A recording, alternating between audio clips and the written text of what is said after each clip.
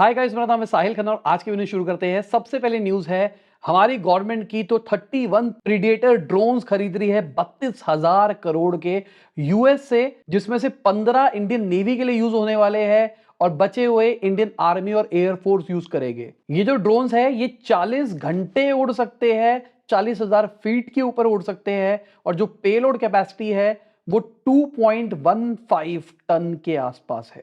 पिछले कुछ टाइम से हम देख रहे हैं ड्रोन्स बहुत ज्यादा इंपॉर्टेंट हो गए हैं ये जो वॉर लाइक सिचुएशंस है उनको भी हैंडल करने के लिए। तो भाई ये एक इंडस्ट्री बहुत बड़ी बन सकती है एंटरप्रेन्योर्स के लिए। अभी हम इंपोर्ट कर रहे हैं, ऑल्दो ये जिस लेवल के ड्रोन्स है अभी हमारे पास नहीं है, बट छोटे छोटे ड्रोन्स जो एग्रीकल्चर ड्रोन्स है वो कंपनीज धीरे धीरे करके स्केल करके यहां तक पहुंच सकती है।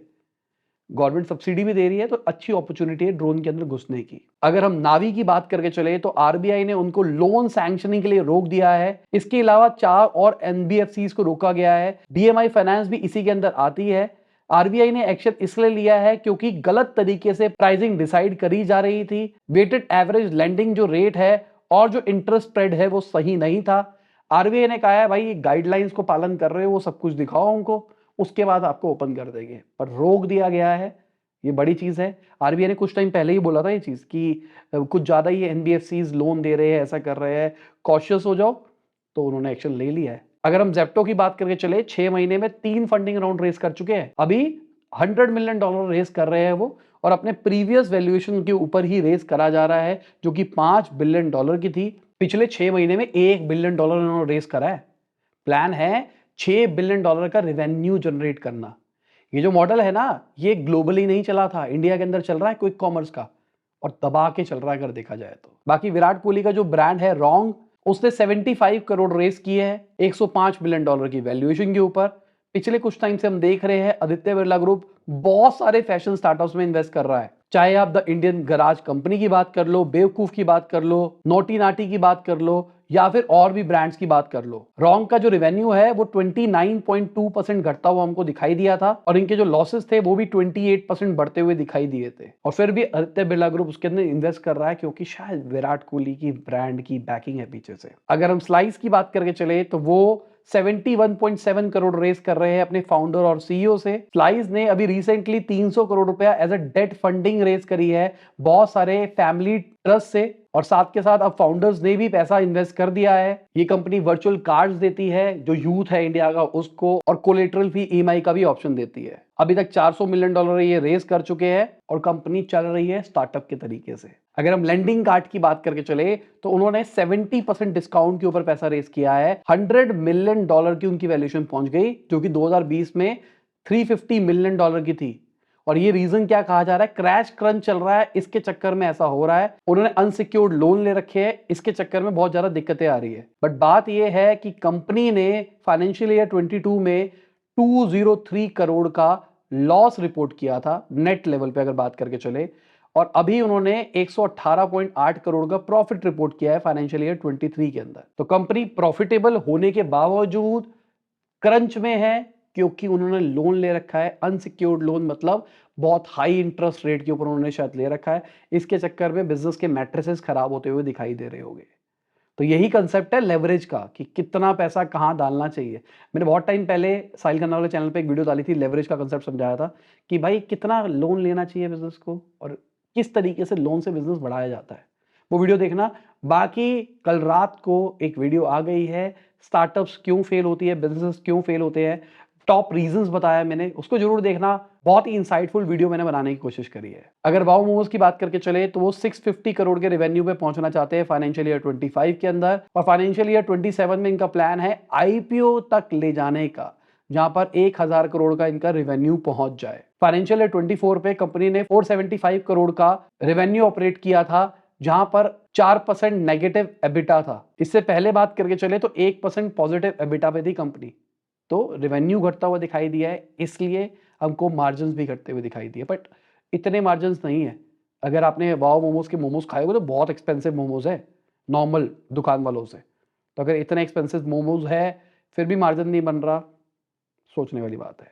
अगर हम पीवीआर आइनॉक्स की बात करके चले तो वो अपने पहला फूड कोर्ट खोलेगी दिसंबर के अंदर। दिव्यानी इंटरनेशनल के साथ में कोलैबोरेट करेंगे, मतलब आपको KFC वगैरह वहां पे शायद देखने को मिल सकता है। इनका प्लान है 3 से 4 फूड कोर्ट्स खोलने हैं इस फाइनेंशियल ईयर में और 8 से 10 अगले साल भी खोलने हैं। PVR आइनॉक्स ने जोमेटो के साथ में भी टाई अप किया था इन सिनेमा फूड डिलीवरी का। अब इनका प्लान स्विगी के साथ भी कोलैबोरेट करने का है। ये बढ़िया चीज है ना, इन सिनेमा फूड डिलीवरी।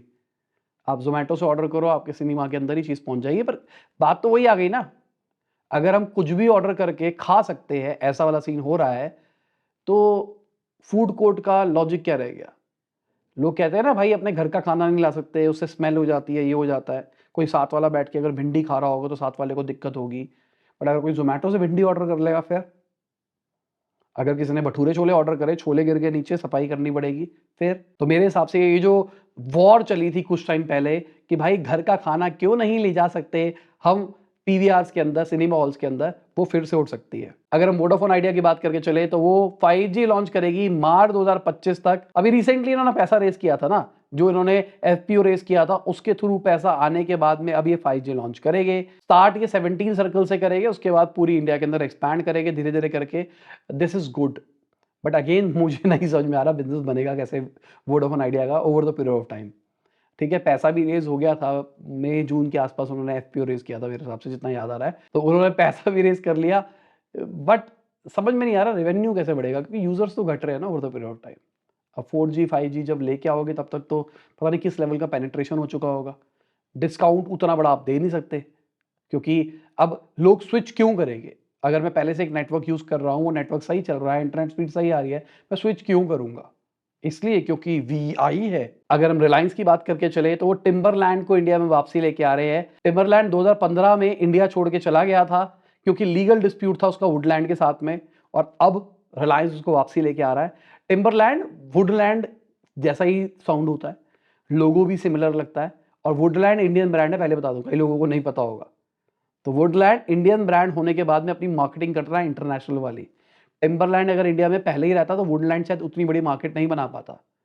तो अब टिम्बरलैंड आ रहा है इंडिया के अंदर रिलायंस के थ्रू, देखते हैं ये कंपटीशन कहां जाएगा। अगर हम Hyundai इंडिया की बात करके चले तो उनका IPO फुली सब्सक्राइब्ड हो गया है, 2.37x हुआ है फाइनल डे के अंदर। ग्रे मार्केट में जो उनका प्रीमियम है ना, वो घटता हुआ दिखाई दे रहा है। अगर रिटेल इन्वेस्टमेंट की बात करके चले 0.5x हुई है, नॉन रिटेल 0.6, एम्प्लॉइज ने किया है 1.74x, और QIBs ने सबसे ज्यादा लाज बचाई है इनकी मेरे हिसाब से। तो देखते हैं IPO कैसा खुलता है, क्या होता है क्या नहीं होता Hyundai इंडिया का। पैसे तो रेज हो गए हैं। अगर हम इंडियन रेलवेज की बात करके चले तो वो अपनी एडवांस चेकिंग बुकिंग सिस्टम को 60 डे के ऊपर लेके जा रहे हैं। पहले 120 दिन होता था, 1 नवंबर से अब 60 दिन हो जाएगा।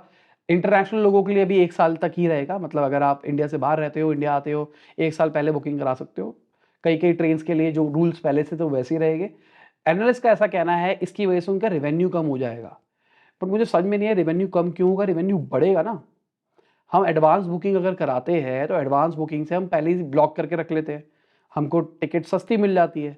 अगर एडवांस बुकिंग नहीं कराएंगे तो कंपटीशन बढ़ जाएगा, इसके चक्कर में प्राइस बढ़ जाएगा, क्योंकि रेलवे की प्राइसिंग डायनेमिक है। तो मुझे समझ में नहीं आया एनालिस्ट ने ऐसा क्यों बोला।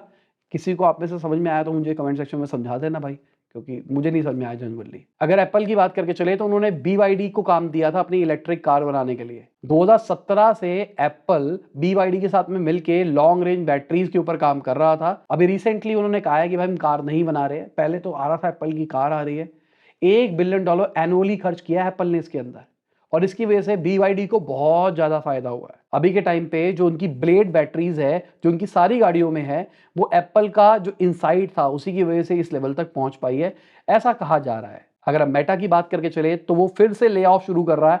5th ले ऑफ होने वाला है भाई पिछले 2 सालों के अंदर। पहले हमने 2022 के अंदर 11,000 इंप्लॉइज निकलते हुए देखे, 2023 के अंदर 10,000। इस बार कहा जा रहा है नंबर थोड़ा सा छोटा होगा, बट नंबर होगा। लेट्स सी कहां जाती है पूरी कहानी। मार्क जकरबर्ग ने पहले हिंट दे दी थी, उन्होंने बोला था मेटा थोड़ा लीनर होगा, परफॉर्मेंस ओरिएंटेड होगा। लीनर मतलब यही होता है कि फायरिंग होगी। अगर हम गूगल की बात करके चले तो वो इलेक्ट्रिसिटी अब न्यूक्लियर पावर प्लांट से लेगा। ये पहली एक बड़ी कंपनी है जिसने ऐसी डील करी है कि वो स्मॉल मॉड्यूलर रिएक्टर से बिजली लिया करेगा। गूगल का ये कहना है 2030 तक जो एनर्जी कंज्यूम करेगा वो कार्बन फ्री होगी, जो उनके ग्रीन हाउस गैस एमिशंस है वो आधे कर देगा। और यहाँ पे बेंचमार्क रखा गया है 2019 का, बट अगर उससे कंपेयर किया जाए अभी तक ग्रीन हाउस गैसेस 48% बढ़ती हुई दिखाई दी है, घटती हुई दिखाई नहीं दी है। अगर एआई की दुनिया में जाना है, सर्वर के ऊपर पैसा खर्च करना है, तो ये ग्रीन हाउस एमिशन होगा। बाकी मार्केट की बात करके चले तो आप देख सकते हैं मार्केट का हाल कैसा था, कौन रहा ऊपर कौन रहा नीचे। और इसी के साथ में आज की बिजनेस न्यूज खत्म होती है। उम्मीद करता हूं आपको मजा आया होगा। लाइक कर देना, शेयर कर देना, कमेंट करना वीडियो कैसी लगी। बाय, गुड नाइट, शुभ, गुड हाफिज, गुड मॉर्निंग, गुड आफ्टरनून, जब भी आप वीडियो देख रहे हैं। जय हिंद, वंदे मातरम, दुआ में याद रखना।